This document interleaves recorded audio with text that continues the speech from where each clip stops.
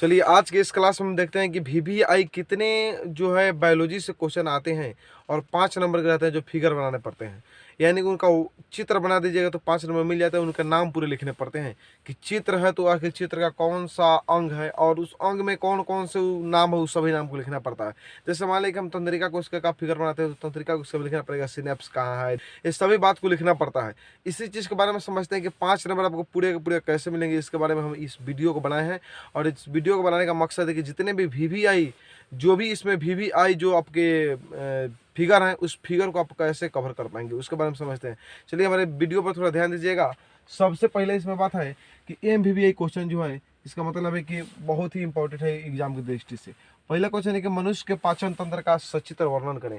पाचन तंत्र की जगह पर कभी कभी आहार नल भी दिया जाता है, तो यहाँ पे कंफ्यूजन नहीं होना चाहिए। यहाँ पे है कि मनुष्य के पाचन तंत्र या समझ लीजिए आहार नाल, आहार नाल, मनुष्य के पाचन तंत्र या आहार नाल की सचित्र वर्णन करें। इसका मतलब है कि मनुष्य के आहार नाल की फोटो बना देना है। पेंसिल से बनाना है, कलम का इस्तेमाल बिल्कुल नहीं एग्जाम में करना है, क्योंकि कलम के इस्तेमाल करने से आपको नंबर बिल्कुल नहीं दिए जाते हैं। और अपने पेंसिल से बना करके उसका पूरा जो है उसका डाटा लिख देना है, यानी नाम उसका पूरे अच्छी तरह से लिखना है, कौन सा अंग है, कहाँ है, उस सब के बारे में डिनोट कर देना है। वहाँ पे आपको पूरे के पूरे 5 नंबर दे दिए जाते हैं। उसके बाद हम समझते हैं कि यदि पाचन तंत्र आप बना लेते हैं, उसके बाद पाचन तंत्र को एक और तरह से पूछा जा सकता है क्वेश्चन को कि मनुष्य के आहार नाल के स्वच्छ में नामांकित चित्र बनाइए। यहाँ पे नामांकित का मतलब होता है कि नाम सहित बनाइए, नाम को अंकित कीजिए, कौन सा अंग कहाँ है। ठीक है, इसका मतलब यही होता है। चलिए, तो एक क्वेश्चन तो हम बता दिए जो वीवीआई एग्जाम की दृष्टि से। उसके बाद है नेफ्रॉन। 2 नंबर में है नेफ्रॉन।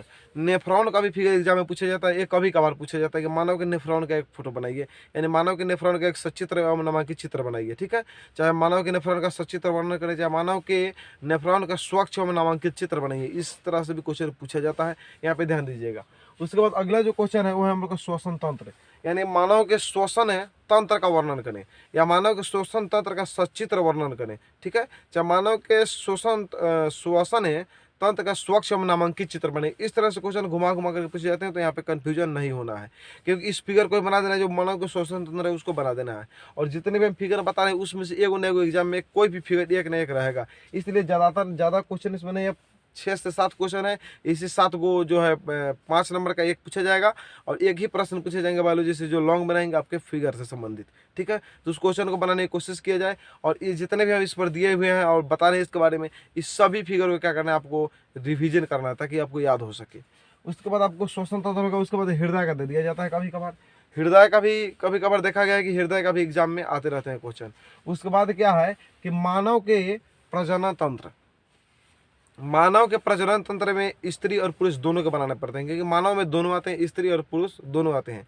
इसलिए मानव के प्रजनन तंत्र में यदि एग्जाम में आपके पूछे जाते हैं स्वच्छ नामांकित चित्र बनाइए, तो दोनों के फिगर बना देंगे और दोनों का नाम लिख देंगे, तो आपको नंबर पूरे के पूरे 5 नंबर मिल जाते हैं।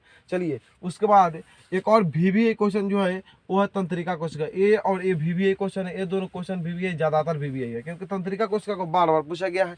जितने बार अभी तक एग्जाम हुआ लगभग सभी एग्जाम में पूछा गया तंत्रिका कोशिका, यानी मानव के तंत्रिका कोशिका के स्वच्छ नामांकित चित्र बनाइए या मानव के तंत्रिका तंत्र के नामांकित चित्र बनाइए। इस तरह से क्वेश्चन पूछे जाते हैं, जिसमें आप डिनोट कर देंगे डेंड्राइट किधर होते हैं, एक्सॉन किधर होते हैं, सिनेप्स किधर होते हैं, इस सब के बारे में आपको जानकारी देना पड़ता है। जो तंत्रिका कोशिका तारा के आकार का होता है उसी के बारे में। चलिए, उसके बाद अगला जो क्वेश्चन है वो होता है मानव के मस्तिष्क का वर्णन करें।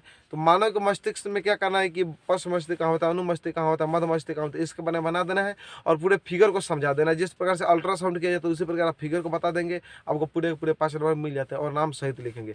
आपको वीडियो कैसा लगा हमारे कमेंट बॉक्स में लिखना ना भूलिएगा। मिलते हैं आपसे नेक्स्ट क्लास में।